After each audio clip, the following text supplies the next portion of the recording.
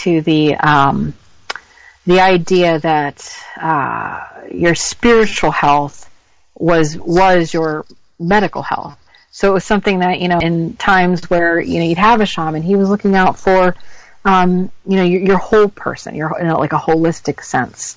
So, shaman, it was, in a way, again, with the whole evil versus good, some of these demons were thought of as good, some of them were not, and the shaman's role was to sort of go in and, fix it in a way. He had the capability to go into the astral plane to sort of, identify what these demons wanted, sort of on behalf of his patient or, what have you. But it was definitely something that we see is, again, more along the lines of medical and spiritual at the same time. There was not a clear divide between the two worlds, and the shaman was the sort of point in common with all of those things. Now, from the Middle East, you also get the jinn. Yes. Exorcism is by no means exclusive to Judeo-Christian religions. The idea of exorcism in Islam is the getting rid of demons, but they refer to them as jinn. So jinn are sometimes also called genies in Western popular culture, but the one where they grant 3 wishes and all this, and that sort of points again to the idea that they could also be good. They could also be wish granters. But they are typically still seen as an evil thing you don't want to mess with. And I'm not as well versed in Eastern thought, and I didn't want to butcher anything that way. So before I went, and looked at things through my Western perspective, I made sure to consult with a good friend of mine named Hakan Ogun, who is, and I hope I pronounced that right, it's Hakan, but I don't know if I pronounced his last name right. So if he's listening, I am sorry. Please correct me.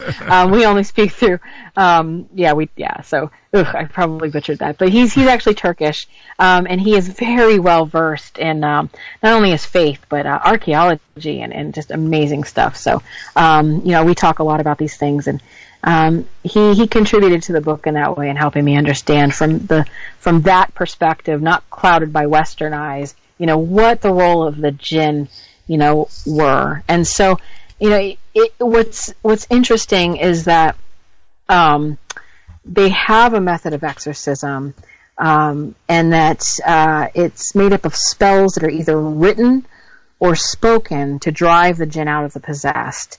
So you would recite certain verses or chapters of the Quran for a certain number of times, or you could write those specific verses on paper in their original language and keep them in certain places or carry them in, say, like an amulet. But it is not something that's commonly practiced in just mainstream Islam, and it's usually done now in like rural areas. And it's also a way that sometimes people are, like charlatans, I guess, out in the rural areas, trying to say, "Oh, we'll get rid of the demons" and stuff like that, according to him. So, and apparently, it can be a pretty dangerous thing, and in some ways, it's just not a good idea to do. So they have methods, but in the modern era, they don't typically like to try to do that. But it is not something that is unique to Christianity or Judaism. Okay. Yeah. Really, it can have a lot of manifestations that maybe somebody didn't intend. That's just the whole idea that they're like tricksters, like they're in the same way that they're still good and evil. That the genie can offer these wishes, but at the same time, he can, I guess, pull one over on you as well. So you don't want to mess with them.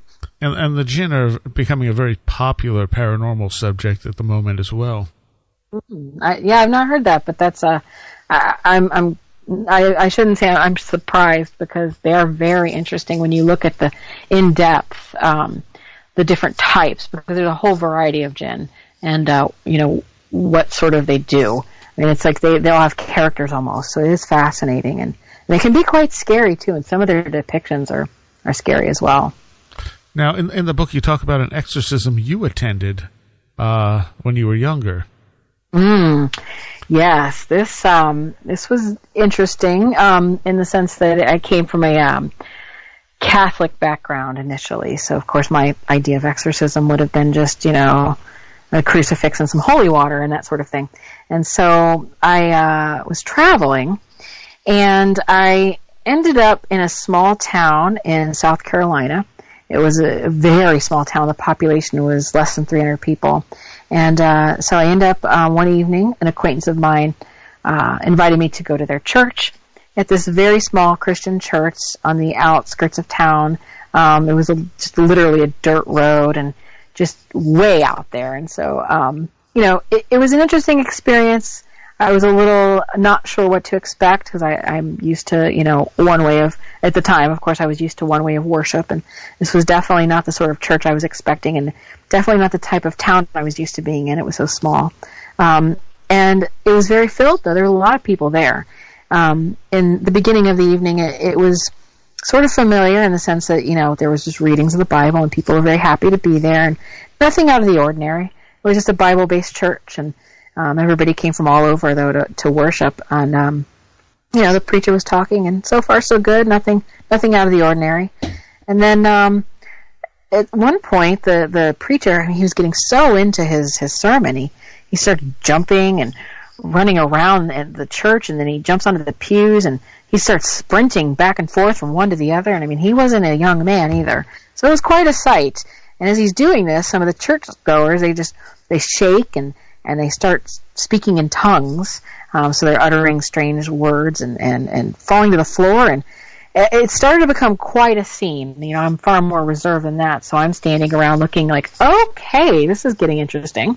And so I'm just watching this, and my eyes are focused up at the, preacher and trying to figure out what's going on. And then seemingly out of nowhere, a woman in a hospital bed appeared. I mean, she had been wheeled in through a door, across the pulpit, sort of on like the platform. I hesitate to call it a stage, but it was more of a platform. And that's when things got really weird.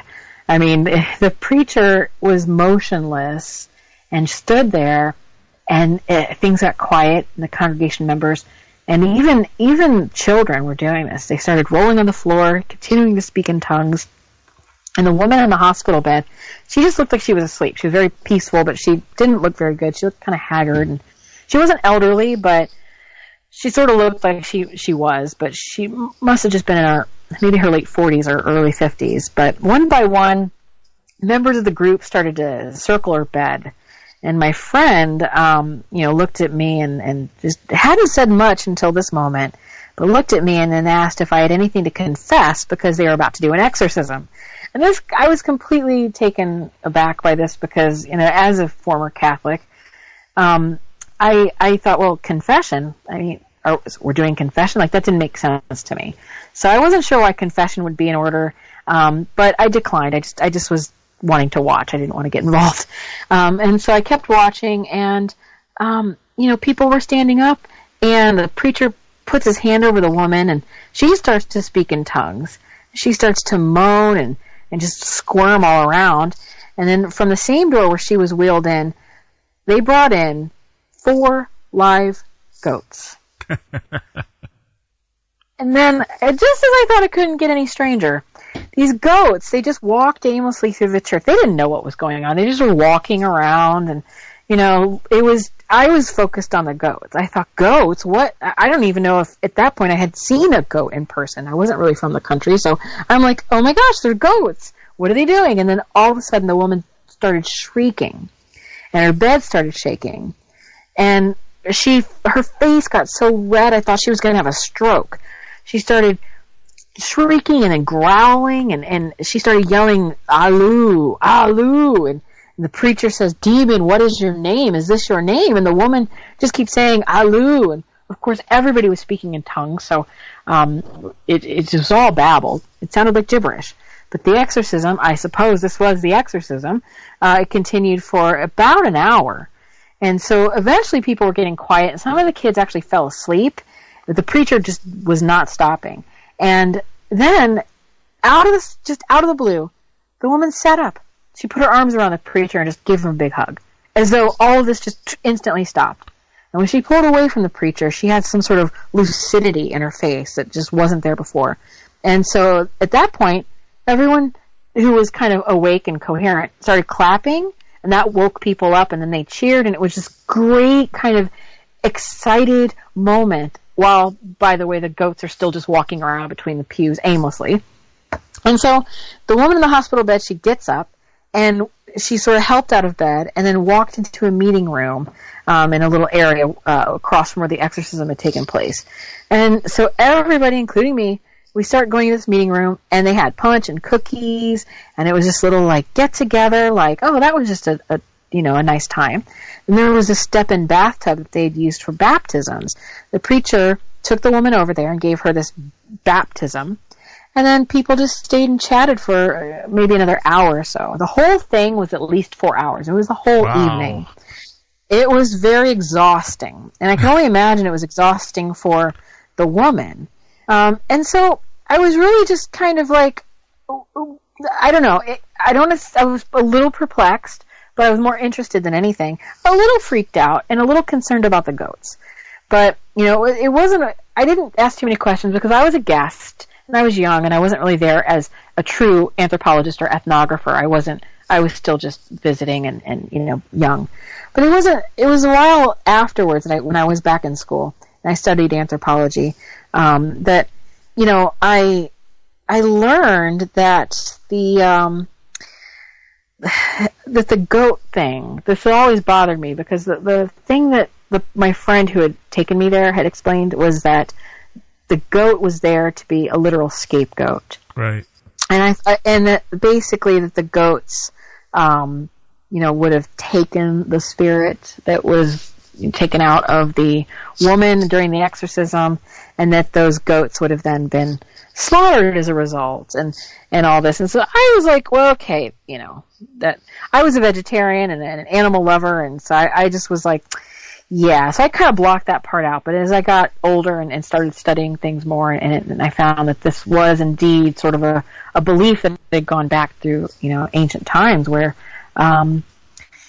if you exorcised someone, you needed to have that demon, it had to go into another being. And a lot of times they would use a livestock of some sort to make sure that it didn't go into another human. So apparently that's what they were doing there in the backwoods of South Carolina that evening. Wow. Yeah, it was something. It seemed to work. I don't know what to make of it. It worked. She seemed really great after that. And it was weird. Everybody was happy. I don't know. I didn't stay for the goat meal. What did you make of it at the time? Honestly, I was a little, when you're kind of afraid of something, but you like it. You're afraid, but you don't want to look away. You're intrigued at the same time. I was a little freaked out, but in such a way that I was more interested. So most of the evening was spent just being fascinated and tired and thinking, this is bonkers. But then seeing how everybody got together afterwards, for a moment I thought maybe there was something to it, but I didn't think too much about it at that point. I was just kind of, I think what I left with at that point was more of a thought of, wow, I don't know if I want to go I want to go down to South Carolina again or something. But, it was more fascinating than anything. And I was a little freaked out about it. But that was pretty much it. I didn't have the tools to take away anything meaningful, maybe that I should have, but right. It wasn't until reflection. It wasn't until much later reflection that I kind of put it all together. But it was interesting then because, much later after thinking about that, and of course this is just pure speculation or just random thoughts, but I did find that there was a Sumerian demon named Alu. Creepy one that had no limbs, no ears, no face. It would hover over people at night as they slept and kind of bind them, causing sleep paralysis and those typical things. So I mean, maybe she was possessed by a Lou. I mean, I wouldn't know, but I thought it was interesting nonetheless. Definitely, I wanted to include it in the book because it's a sharp contrast to the way that we would, or at least I would have originally thought exorcism was, being brought up Catholic or having watched movies about exorcisms. And then so I thought it was a good way to put in a contrast to our preconceived notions of exorcism and how it's changed a lot since ancient times, but maybe not so much because, again, with the scapegoat, mechanism. Right. One of the things you do in here, you have a couple of interviews in here. One's with an exorcist, and yes. What was his name? Bill Bean. Yeah. Bill. Yeah. And he. I feel like I'm listening to a Geraldo special when he's listing off the signs of being possessed. And yes. And of course, I'm also going, yeah, me, yep, like it says other indicators of possession are listening to demonic music. And at the time, I had on in the background a Blu-ray of Behemoth playing, which is as demonic as you can get. And I'm like, well, that's ironic. Yeah. And then developing a compulsion to wear black clothing every day. Yeah, that's been me for the last however many years. Yeah. I don't think I have an obsession with death, destruction, and fire, but I certainly like those themes in fiction. Yeah. So a lot of this stuff, seeing UFOs. Yeah, I thought that was an interesting one, too. Yeah. I thought, what does that have to do with it? I thought that was interesting as well. Yes, and not wanting to shower or bathe. I think hearing voices. Well, he also cites depression, and I'm thinking, so many people have depression, and not wanting to shower and bathe can go along with depression. Absolutely. Hopelessness, same thing.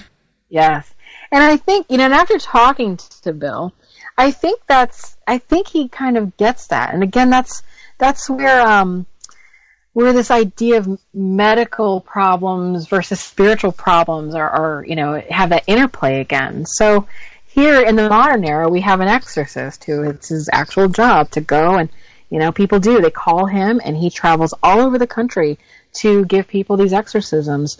And this is in the modern era. And so he's doing this, and definitely they're having these problems with, I would say depression or any of these other things. And so it's interesting because in some of the people that go through exorcisms, they believe in it. They believe that it cured them. And so much so that there are psychiatrists and psychologists who in their therapy, they incorporate exorcism.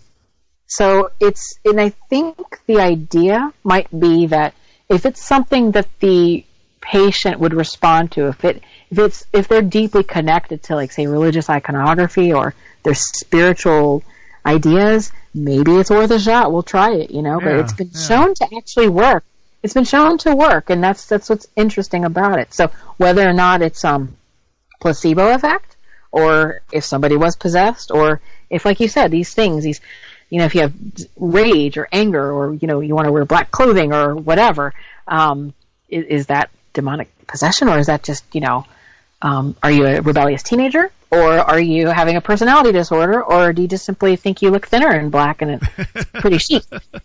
I mean, it's a lot of different things. But again, I am not an exorcist, and so I wanted to sort of include an example of a modern day exorcist would say, one that wasn't Catholic in that way too, because again, we get that scene and we all know, but I wanted to kind of put that in there just to give people an idea of what's actually happening now.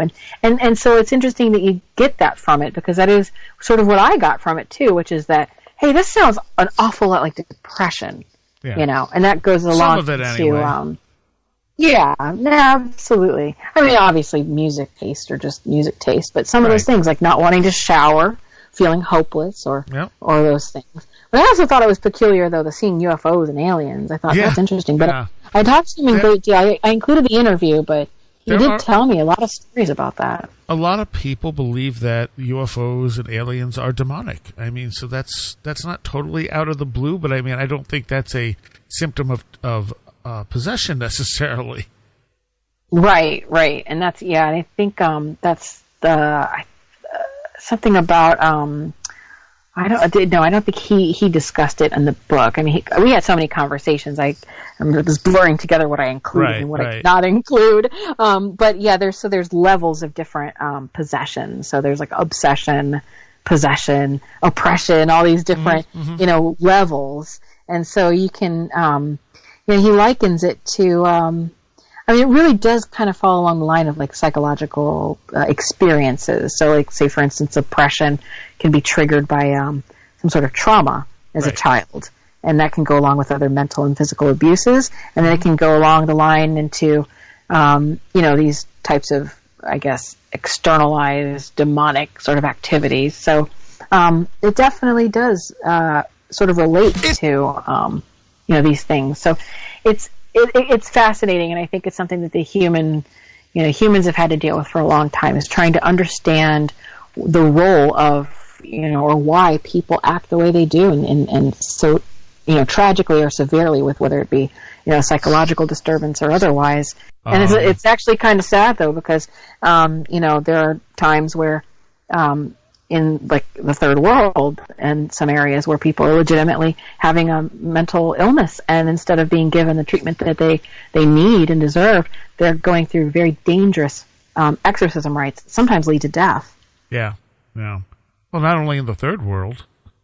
Yeah, yes, that's absolutely true. I cover a couple of those. In '97, there was a 5-year-old girl who died after she was forced to swallow a mixture of ammonia and vinegar, and her mouth was taped shut. I mean, terrible things were done. And we're talking like '90s, 2000s, 2005 even. A priest and 4 nuns were charged with murder because they crucified another nun. They thought she was possessed, but it turns out she was schizophrenic, and she ended up dying of dehydration and lack of oxygen. So, yeah, these things it can be dangerous. So this idea of like, well, is this mental illness or is this, an exorcism? Some people find exorcisms are very beneficial, and psychologists are, again, they're doing these for their patients, and it's a great, result. And then you have people who are literally dying from these things. So where are the lines? When is it right? When is it wrong? Is it ever right? These are the questions I ask in the book. You also deal with haunted objects, and it seems like most of the haunted objects you looked into, not surprisingly, have sort of a murky past, which you were able to kind of debunk a lot of the claims. And that's always seemed to be the case with a lot of these things. Like, people will say, this object is haunted and this happened. And when you really look into it, you find out that most of the stuff that has gone along to that urban legend isn't actually true. Yes, and it was it was quite the exercise, because I'm going through and I'm investigating all these different situations, and with a little kernel of me hoping that one of them would be true. and while some of them I couldn't outright debunk, because they're very old stories and whatnot, a lot of them had very good explanations. For example, there's the woman from Lem. You'll see this on the internet a lot. It was a limestone statue discovered in 1878 in Lem, Cyprus. It was called the Goddess of Death because it resembled an ancient fertility goddess that was dated to be about, I think, 3500 BCE. But the statue's owner was a British man, a Lord Elfont. And he had the statue for about 6 years, and his whole family then died of unexplained deaths. So he gave the statue away to somebody, a fellow Lord Thompson Knoll, who also died, along with his entire family, after receiving the gift. So then a different nobleman, Sir Alan Beaverbrook, got the statue, and then his wife and their 2 daughters suddenly died.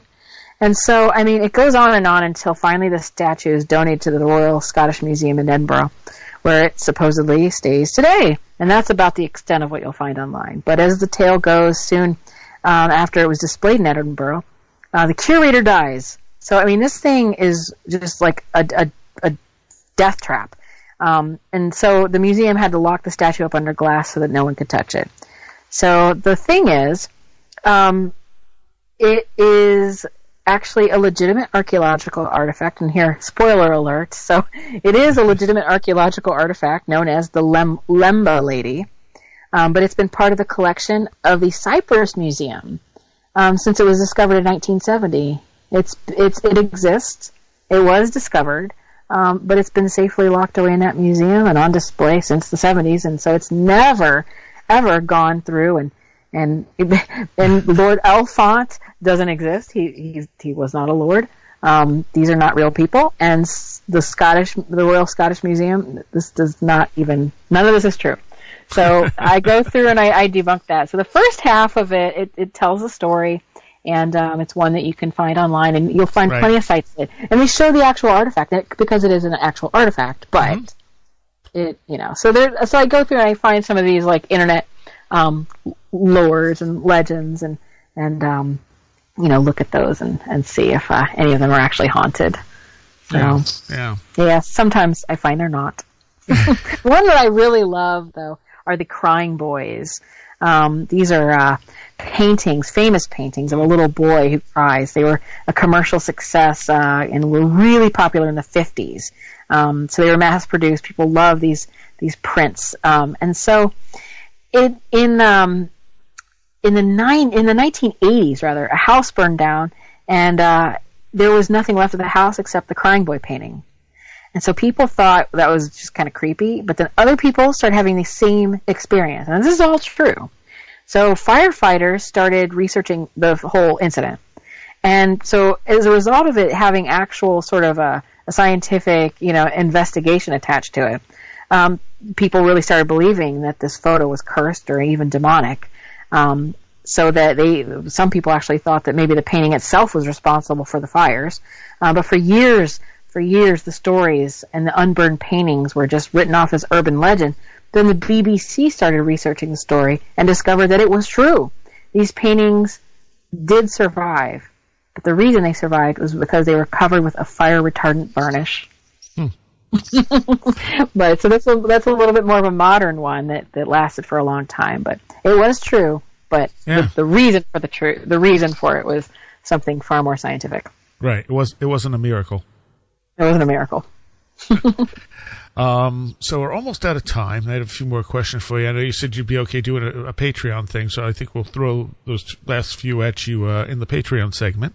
Awesome. But you have some other stuff going on. Do you want to tell people a little bit about the star thing? And Sure. Well, I have a while back I had started a nonprofit organization called STAR. It's the Society for Truth and Archaeological Research. There were some issues that happened with it. Some people. It's a long story, but basically, I wanted to revive the organization because I feel like this is a time where people are really needing help discerning fact from fiction. And I thought, well, I have a lot more people who are interested in supporting these efforts than when I initially started. So I relaunched STAR. And for anybody interested in getting on board with that and seeing what it's all about, it is a member-supported international organization of independent researchers and professionals who are interested in history from a more inclusive and fringe, I guess you'd say, perspective. These are just people with a passion for exploring and a love of learning. Very open-minded and believe that all theories are worth consideration. So this is what we're trying to do is have a collaborative effort, publish papers, have conferences, and basically get together and have open membership regardless of credentials, so that non-university credentialed and affiliated individuals and non-affiliated individuals can all just get together, and instead of being either or, mainstream versus fringe, we can all get together and sort of, help each other out and empower each other through community support, education. And so that's what I'm trying to do. And anybody interested in becoming a founder or a lifetime member, right now I'm accepting donations on my website. Any donation, even $1, will make you a founding member and a lifetime member. So nice. That's what we're doing right now. And so we have a goal, and you can go to my website. It's www.drheatherlynn.com, and you'll see some information on that for anybody who's interested. And so what we're going to have is another website. We're building basically a community, and it's membership-based. And so I implore anybody with an interest in learning the truth behind some of these fables and lores, but also wanting to ask some of the harder questions about, who are we, where did we come from, and do this with science, but also with an open mind, questioning some of those more interesting creative ideas too. Go to my website.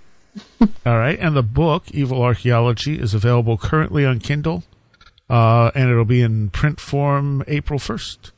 April 1st, yep. All right, thank you so much. Thank you so much. It's been really great speaking with you.